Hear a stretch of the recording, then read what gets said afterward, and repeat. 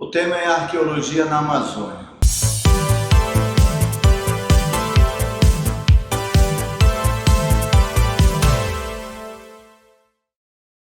Bom, a arqueologia é o estudo de civilizações passadas. Durante muito tempo, pensava-se, porque quando o colonizador chegou aqui, ele começou a escravizar, ele trouxe doenças, ele trouxe animais para ele criar aqui na Amazônia, galinha, pato, porco, esses animais que ele trazia da Europa, e com isso também vieram doenças, muitas doenças. E muitos povos indígenas acabaram sendo vitimados. O que aconteceu? Aconteceu um extermínio de centenas e de milhares de índios. Vão se passar 300 anos, aí vão vir para cá os primeiros pesquisadores. E o que eles vão ver aqui? Eles vão ver aqui na Amazônia uma região que praticamente não tem nada a não ser uma floresta. Mas nos últimos anos, agora a partir dos anos 60, a arqueologia brasileira ela vem ganhando muita força, principalmente com os estudos de um pesquisador paulista chamado Eduardo Góes Neves. O que foi que ele fez? Ele começou a estudar a Amazônia e descobriu algumas coisas interessantes. Por exemplo, na Amazônia, a Amazônia, assim, de uma maneira geral, não tem rochas, não tem muitas pedras. Então, o material que se tinha anteriormente eram feitos de madeira, eram feitos de palha, e que aqui existiam construções, existia produção agrícola, e que quando houve a matança, quando houve o extermínio, quando houve o contato, esses índios desapareceram, As construções, o que eles deixaram, foram tomados pela floresta, foram tomados pelo mato. E no futuro hoje, o que se pensa? Que não tinha nada, que é uma região abandonada, uma região só de mato, que não teve nada de populações aqui, o que não é verdade. Então, no estudo dele, ele vai vendo esse amontoado que existe de terras, pela Amazônia, principalmente na região de Santarém, na região do Acre, por exemplo. Aqui mesmo, próximo à cidade de Manaus, no Iranduba, onde o Eduardo Góes Neves passou 15 anos, estudou aqui as civilizações que se desenvolveram. Foi achado um sítio arqueológico na região do Iranduba, um sítio que tem aproximadamente 1000 anos. Ele descobriu que aquelas populações que aqui viveram eram populações bem alimentadas, inclusive. Ele viu pela dentição, pela característica da dentição, que eles eram, inclusive, até bem de saúde. Você vê que uma alimentação que eles produziam aqui era uma alimentação saudável. Então ele começa a fazer essas pesquisas e ele descobriu uma coisa que para nós, nós tínhamos que aprender, que é exatamente o manejo que a gente tem que ter da nossa natureza, da nossa floresta. Hoje em dia, o que a gente vê em termos de capitalismo? A gente vê o agronegócio, a gente só entende que o que dá dinheiro é a criação de gado, o que dá dinheiro são plantações de soja, tipos de cultura que agridem o meio ambiente. E aí ele descobriu nesses sítios arqueológicos da Amazônia que o índio, muitas vezes, os nativos, os primeiros habitantes, eles tinham manejo florestal. Existia uma floresta, existiam características de árvores que os índios tiraram e no lugar os índios plantaram palmeiras, por exemplo. Uma das palmeiras mais famosas que nós temos é o açaí. Então, assim, viajando pelo interior, pelo Alto Solimões, ele vê nessa região do Alto Solimões, de Tefé, de Codajás, de Quari, ele vê áreas assim onde há uma grande incidência de plantações de açaí. É um tipo de palmeira em que os índios eles haviam tirado uma mata original para plantar exatamente isso. e não houve degradação do meio ambiente. As pesquisas arqueológicas hoje, elas veem as sociedades tribais indígenas na Amazônia como sendo preservadoras do meio ambiente. Outra coisa, a nossa região era uma região densamente povoada.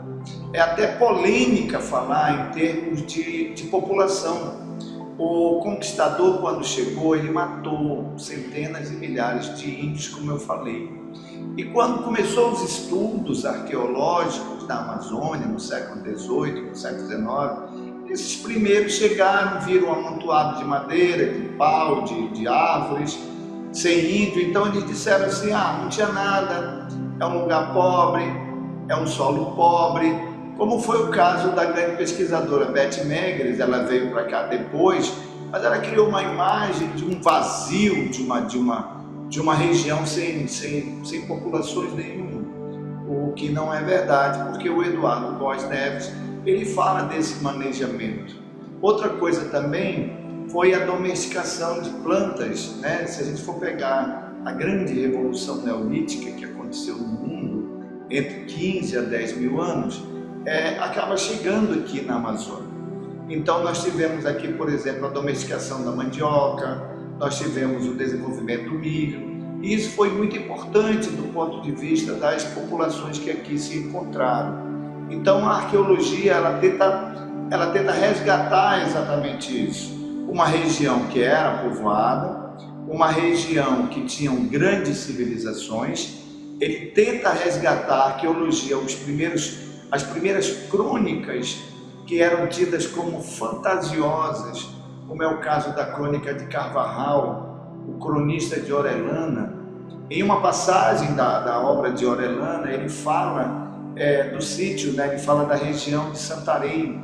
Santarém é uma cidade que está já no Pará, é uma cidade muito querida na nossa cidade de Manaus, e que aquela cidade hoje é um grande centro de arqueologia. Ali foi descobertos assentamentos de centenas e de milhares de índios. O Carvajal, o Orellana, quando chegaram naquela região, eles foram atacados por vários índios, canoas, eram muitas canoas, e isso produz relatos. E é difícil de acreditar, né, que tinha tanta gente, e aí vem as fantasias que se criou sobre isso. Uma outra coisa também que a arqueologia mostra é que essas civilizações eram civilizações que sabiam utilização do meio ambiente sem destruir, sem levar a sua própria extinção. Então eu entendo o seguinte, que a arqueologia hoje na Amazônia, ela deve ser estudada, ela deve ter muito cuidado, tem que se colocar as questões dos povos originários. A gente está vendo a questão indígena hoje, nessa área do Amazonas, de Roraima, dos Yanomamis, que são os povos originários e que naquela região eles estavam ali e de uma certa maneira eles protegiam o meio ambiente. Quem é que destrói o meio ambiente? São os interesses econômicos. Então a gente tem muito a aprender sobre essa arqueologia.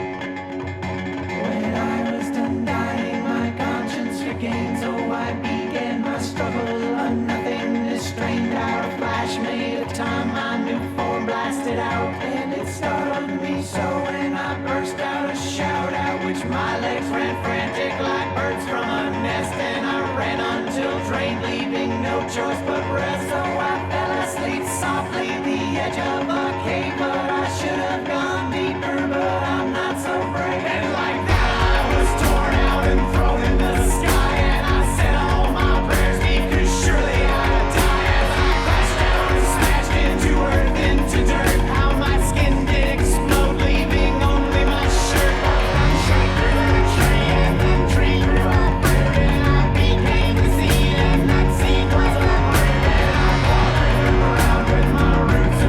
Leaves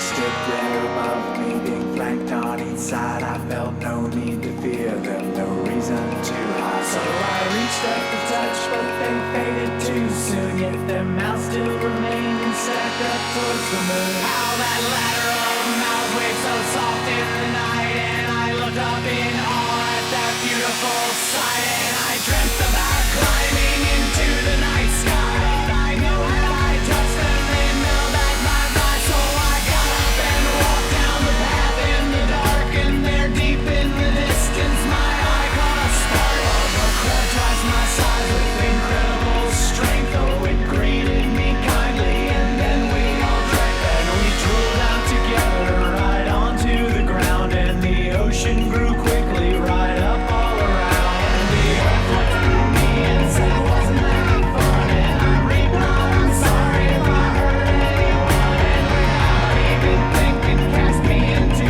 space. But before she did that, she wiped off my own face. She said, better luck next time, don't worry so much. Without ears I couldn't hear, I could just feel the touch. I fell asleep softly at the edge of a cave, but I should have gone deeper, but I'm not so brave. I said,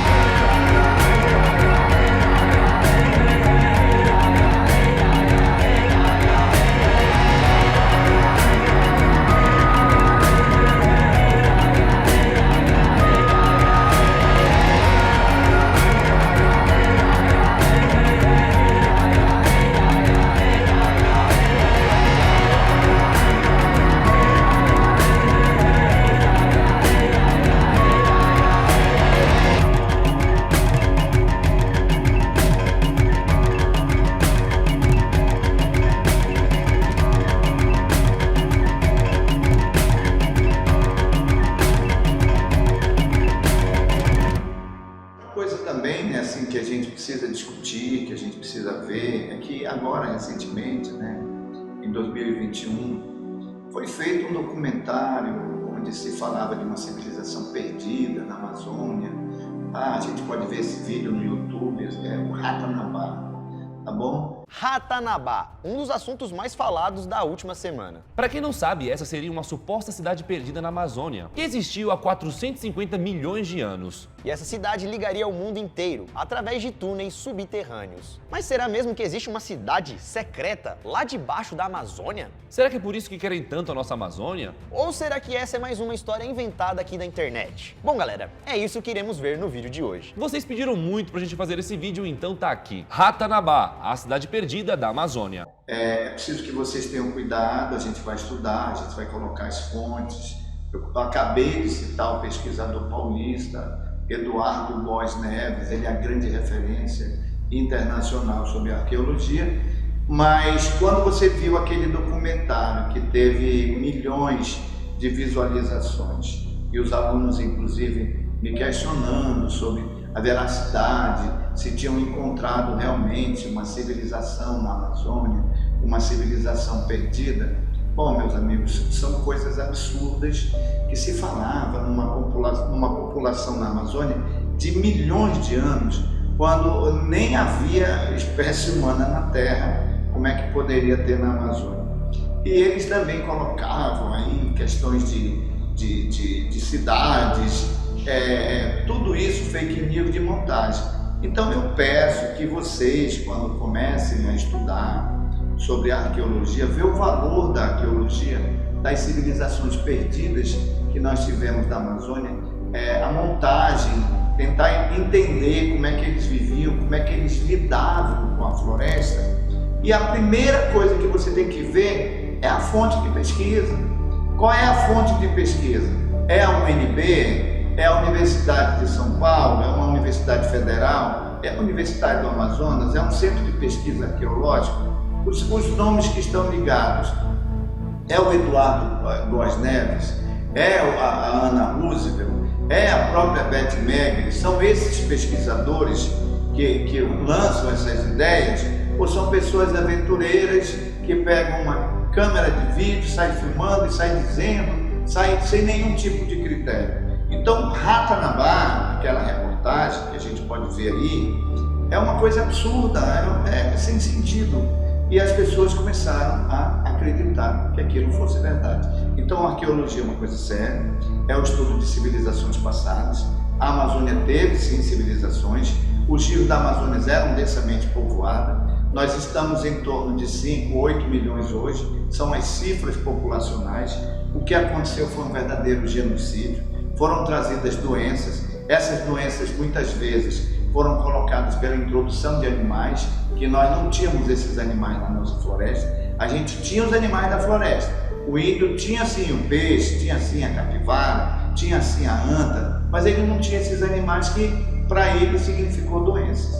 Bom, meus amigos, eu sou o professor Cleomar Lima, sou professor de História do curso PUCA, já dou aula há 39 anos, eu fiz a Universidade do Amazonas, na época era UFAM, tá bom, já faz um tempinho, mas depois eu acabei voltando, cheguei a pagar muitas matérias recentemente, com o Paulo Boruma, com o Francisco Jorge dos Santos, e eu tenho assim essa contribuição para a gente discutir sobre a Amazônia.